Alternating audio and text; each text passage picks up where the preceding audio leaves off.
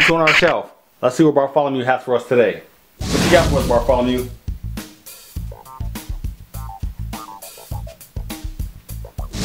Whoa! Okay, we have the home theater system by Yamaha. Let's check this thing out.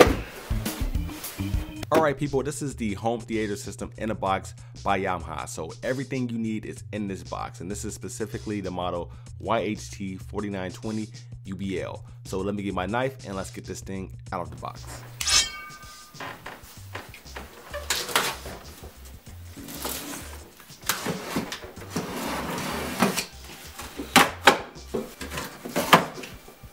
So the first thing we have is a easy setup guide.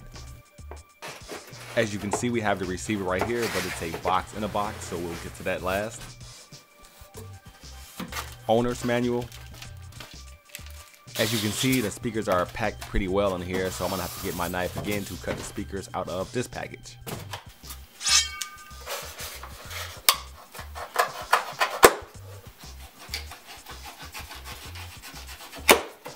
Speaker wire for the speakers. You'll probably need more. This is one of the 4 satellite speakers. I'm only gonna unwrap one because they all unwrap the same and look the same.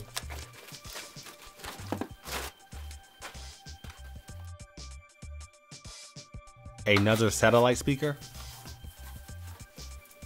This is the one center speaker.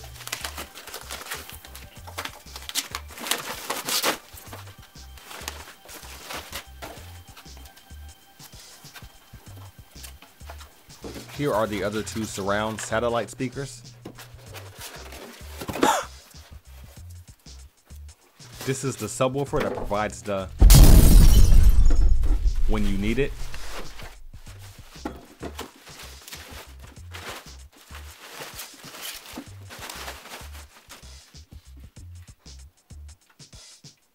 Now for the receiver itself. AM antenna, brochures with a CD-ROM, the YPAO microphone for calibration, FM antenna, remote control, 2 AAA batteries, and the last thing, the receiver itself.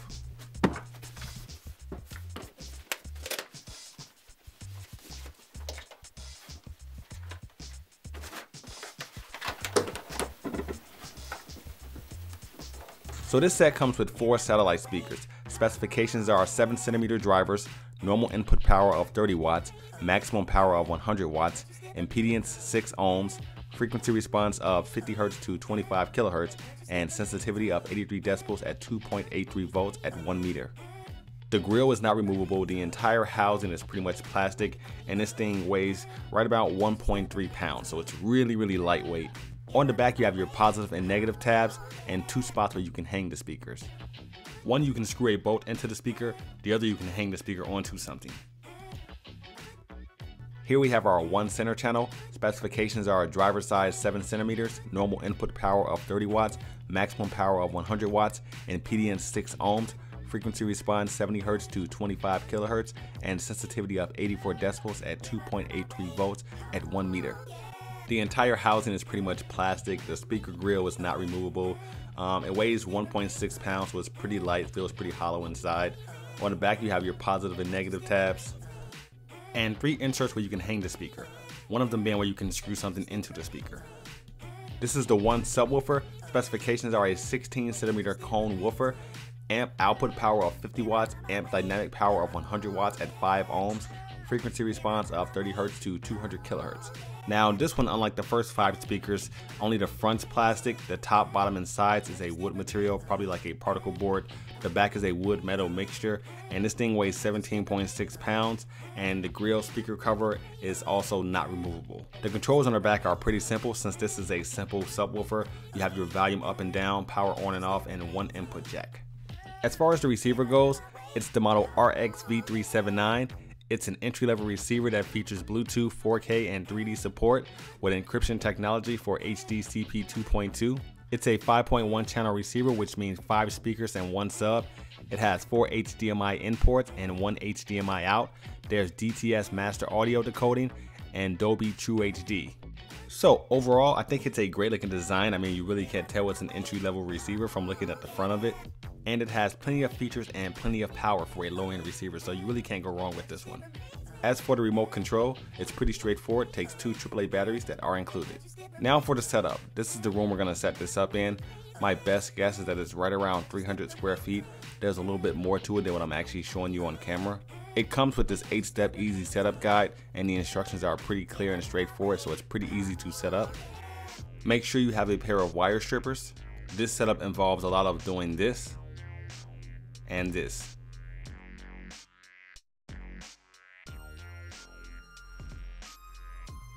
There are 2 ways to set this up. You can do a 5.1 channel system or a 5.1 virtual cinema front, where all of the speakers are in the front of the room. And there's actually a setting inside of the system where if you do choose the virtual cinema front, it optimizes the sound for you. So all in all, this setup took me right around 35 minutes to set up. Most of your time is going to go into stripping wires.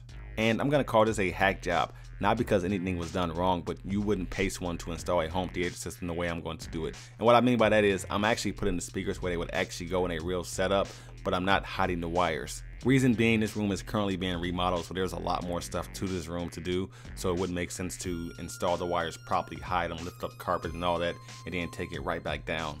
But we'll definitely come back and revisit this finished room in a future video. It may or may not contain the same home theater system. I'm not sure about that for now, but we'll see in a future video.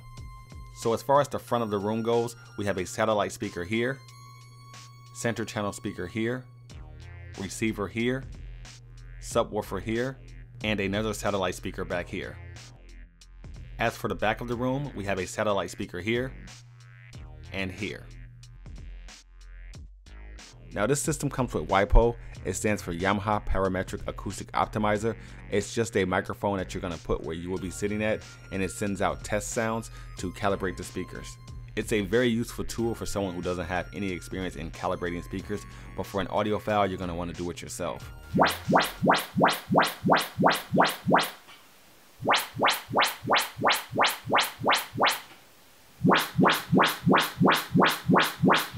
Here's a look at the receiver interface for settings. I'm going to go through it extremely fast, so feel free to pause it at any point. Again, I'm going through every single menu. Just hit pause if you need to look at something, but I'm going to go through it extremely fast for the sake of the video. If you happen to have any questions about anything you saw in the settings or didn't see, feel free to ask in the comments below and I'll make sure to answer.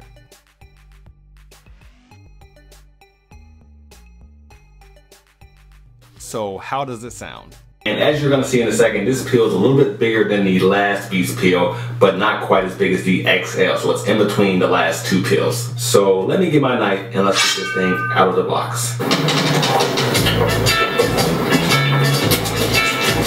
So I'm not going to play much sound on the video because it's not a real representation, but starting with the rear satellite speakers, to me, those have always been the least important in a home theater setup. The 2 rears on these sound very good. They do their job. However, the surround sound effect coming out of it was not very loud. And even with the YPAO calibration, they seem drowned out a bit. So I recommend going in and adjusting them on your own, and they work just fine. As far as the front satellite speakers go, they were not an issue after the YPAO calibration, and overall for what the satellite speakers are and coming out of a home theater box set in this price range, they do a good job at producing a wide range of frequencies. As far as the center channel speaker, it is great. Vocals sound clear, they have plenty of depth and richness to them. Even at reasonably high volumes, the sound does not get distorted. And that's important because to me, this is one of the most important speakers in the bundle. Now for the subwoofer. So it's a good subwoofer that can and will produce deep bass. However, it has its limits and it reaches them sooner than you might think. At right around the 65 to 75% volume level, the bass starts to get muddy. And that's kind of weird seeing as the other speakers at that volume level perform fine. Now keep this in mind, the subwoofer does have a volume knob on it that you can adjust so that the distortion will not be so obvious, therefore allowing you to crank the system up louder without having to worry about muddy bass ruining everything. But overall, it's a good subwoofer that most will be pleased with. But in the long run, if you were thinking about upgrading anything, in my opinion, the subwoofer would be the first to be switched out. So overall, when it comes to music, this thing sounds good. Movies, great. When it comes to video games, I don't know what it is, but it sounds excellent. Need for Speed and Call of Duty sounded ridiculously good on this system. And as a system overall, I would give it a 4 out of 5, keeping its price in mind of $450. So if you have any questions or comments about this video or any home theater systems that you recommend in this price range, please put them in the comments below. If you liked this video and it helped you out a lot, please hit that like button and please subscribe. Till next time, take care. I'll see you guys in the next one, and thanks for watching.